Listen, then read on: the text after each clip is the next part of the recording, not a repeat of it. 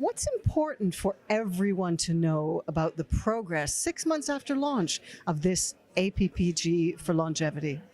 There's been a wide consultation process. It's been very inclusive. It's been wide-ranging. I think we're really looking at adding to what's already happening in the community. There's a lot of activity in the industrial strategy. There's things happening in NHS.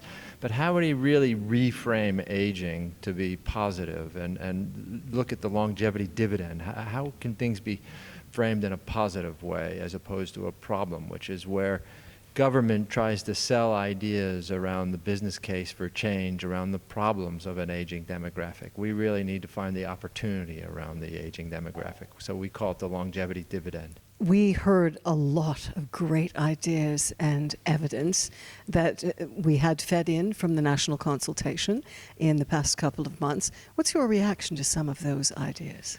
My personal passion is around data and making data safe to use in an ethical way, but also in a way that it hasn't been used.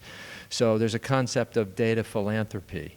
So there's data in the NHS, but there's data that's out in the wild. Google, Amazon, eBay, they all have data that's very useful to us that we're not using for healthy aging. We ought to use data outside of the health and care system for our health and care. But how do we grab those massive oceans of data and use them to our purposes? Well, that's a really good question, and that's actually what we're trying to grapple with in this forum, is to figure out how do you do that in a safe, secure, ethical manner, where you really gain people's trust. Trust is the issue here. How do you gain people's trust? Because it's not a technology problem. It's actually the information is there, but how do you use it in a trusted way? And that's actually where I think the government and the recommendation that we make to the government has a crucial role to play.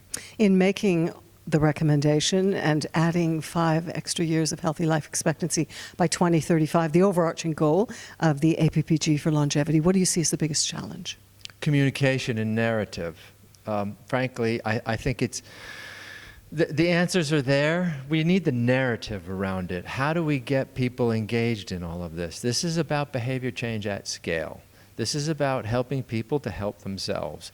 So how do we get people engaged in their own health and well-being? And that comes from people wanting to do this on their own. So we need to communicate in a language that resonates with them and drives home the message. You've got to make it sexy. Yeah, well, it's got to. Yeah, we don't want to sex it up. We know where that goes. Not in a negative way. Exactly. Not in a negative way. But we've got to engage on an emotional level. We've got to show a little ankle.